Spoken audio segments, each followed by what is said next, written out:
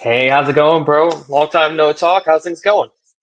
Man, going good. Got to fight finally. Trying to live life to the fullest, man. Train every day, work hard, keep I keep love the it. ball rolling. I love it. So, let's talk about the fight, right? So how did the fight come about? Was there, like multiple, offers on the table, and you felt like this was the best one, or how did the fight come about? No, UFC's kind of weird sometimes in the matchmaking. I guess you could say sometimes I'll get a fight 2 or 3 months after a fight, and then other times I might have to wait 6 to 8 months.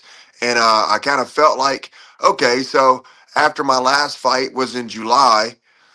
I'm like, all right, hopefully I'll jump back on the ball here in about 4 months, get a fight, 3 months, something like that, and kind of started dragging a little bit, right? So, I finished out the rest of the year without even fighting. I'm thinking, okay, well, hopefully, early for the first of the year, I'll get something. Still nothing. So I started reaching out to my managers and stuff and telling them I wanted to fight. And finally, my managers hit me back up and said, hey, man, I had a conversation with Sean. Um, he said, all he really has right now is March 15th, Alexander Hernandez. What do you think? And I'm like, let's do it. Like it. I mean, pretty much straight to the point. You pretty much were like, I don't really care who it is. I just want to get in there and really get after it, right? For sure, man. And honestly, I like this fight. I like that, I'm fighting somebody with a pretty big name in the UFC. The dude's been around for a while. I mean, he's a savage. He's beaten a lot of the top guys that are in the top 10 right now. So he's got a lot of good wins under his belt and he's fought a lot of tough guys.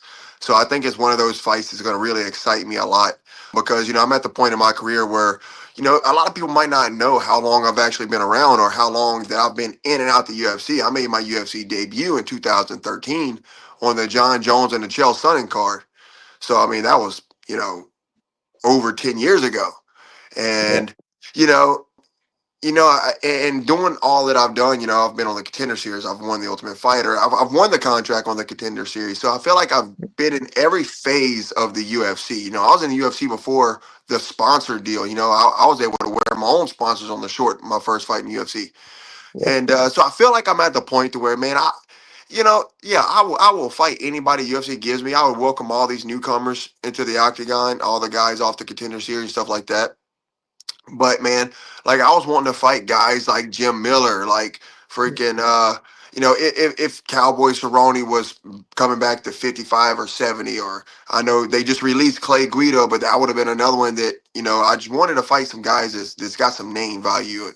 And I feel like with Alexander Hernandez, I'm getting that. Yeah, you're definitely getting that right. He's been in, like you said, he's been there for a while. He's been in there with some of the, the best of the best in the lightweight division, and I feel like this is a fight that's really kind of catered to your style, right? Because Hernandez doesn't shy away from like a brawl or just like a gritty fight. He's willing to come in there and do what it needs to be done to get the win. And do you kind of expect that coming into this fight? Do you expect like you guys are pretty much just going to go after each other, and whoever comes out of there comes out of there? Well, that's how I'm hoping the fight goes.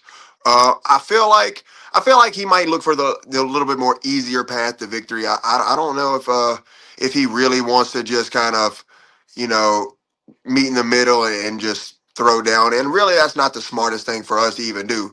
I feel like the fight will eventually get there. I really do. But and also me, I want to be smart too. I'm getting older. I mean, I go out there and I put on a show every time, and I do plan to do that. But I just want to be a little bit smarter about it. But I do feel like there's going to be a lot of times where we're just going to have to get out there and get after it. It's going to be a lot of grit, and but that's the kind of fights that I thrive on. Yeah, definitely. That's kind of been I would assume kind of been your MO throughout your career. You're just able to like outpace and out cardio and just do more than your opponents and kind of wear them out like you did in your last fight. And it kind of has worked for the majority of your career. And we've kind of seen Hernandez kind of fade as the fight goes on. Do you think your pace and your pressure is really going to be able to kind of break him in this matchup? Well, I hope so. But I mean, like I said, he's a dog, man. There's a lot of times he comes out and he looks like he does very well. He pushes the pace very well himself. So, I don't know. We're gonna have to see because I'm gonna work hard. I'm gonna make sure I'm in shape, and I feel like if I can show up in the kind of shape that I have been in the last couple fights, then I feel like I'm gonna be able to press him really hard, and we're gonna see if I can. Is there anything kind of different you've been doing for this camp, kind of gearing towards what Alexander Hernandez kind of thrives in, and who you kind of been working with specifically for this matchup? Not really, just doing the same things that I've normally been doing. And I got a lot of different guys that I work with. I'm gonna head up to my secondary home team, Port City. Actually today, I'm gonna spend the weekend out there. They're in Mobile, Alabama, so they're only about 2 hours away from me. And I do a lot of my training up there with Jimmy Mills. When I'm home, I'm training with my head coach. I go in the morning times to Hammond, Louisiana, with Raphael, and throughout the week, I'm at my gym with all of my students. I got some pros, I got some amateurs, I got some coaches that help me out over there also. So, and when Brennan Allen's home, he lives 25 minutes away from me. He normally comes over to the gym, and he's a freaking handful, man. He's a different animal to train with too. So I feel like I get good work, and this is what I've been doing my whole life, and now I'm winning fights in the UFC, so I don't think it's critical to change a whole bunch. I did do some training out with Killcliff a couple fights ago, which I really loved. I would love to get back out there, but I just don't know if I'm gonna make that happen or not. I might head out to Vegas, do a little week or two out there. Utilize the PI a little bit. Bring a couple guys with me so we can do some training, but we'll see. I mean, that's good. Getting in the right atmosphere for this fight kind of really puts you in a good mindset. But like knowing that you have to go into this grueling fight camp, right? But you teach on the side. How are you able to juggle being in a grueling fight camp, getting ready for your own fight, but also helping others kind of grow and they get ready for whatever they got going on in their future? Yeah, a lot of people ask that, and I really don't know. I think it's just something that I thrive to do, and honestly, I don't have to teach. I have my instructors, I have my wife, I have my kids. They can all teach the classes. It's so hard for me to sit back and just kind of like watch while they teach. I'm like, I'm gonna be at the gym anyways, I couldn't just stay at home while everybody goes to the gym because I feel like I have to be in the gym. So, man, I go early. I teach all the classes up to our class, and then we get the ball rolling with with whatever we're training that day. I mean, I do live grappling every day. We probably do live actual hard sparring once every Friday. We call it, if you see my Facebook post, it's Friday night sparring. Every Friday, man, that's the to wind down. We normally do 5 to 7 rounds with big gloves and shin pads, and then we do another 5 rounds of small gloves and MMA wrestling. So that's my normal week. And after I get all that done, man, it's normally a pretty good week. Yeah, man. I mean, you got a lot going on, inside and outside of the cage as well. You have a family, you have kids, and you're even you're coaching them as well, right? How are you kind of able to juggle the two, being a fighter, and juggling family life, and even coaching your own kids into their fighting careers? Yeah.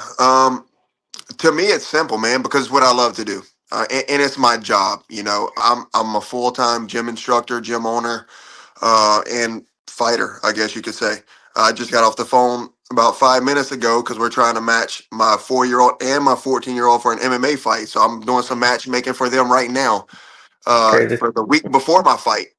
So I don't know, man. It's just, I guess I just love to do it. Yeah, man. I mean, it's not everybody's thing, right? Because a lot of these fighters, they're just I don't want to say it's selfish, right? Because they're trying to put their careers ahead, but you're kind of a little selfless because yes, you're a fighter, but you also want to take care of your family. You want to take care of the others in the gym. So you do a lot of things a lot different than other fighters out there.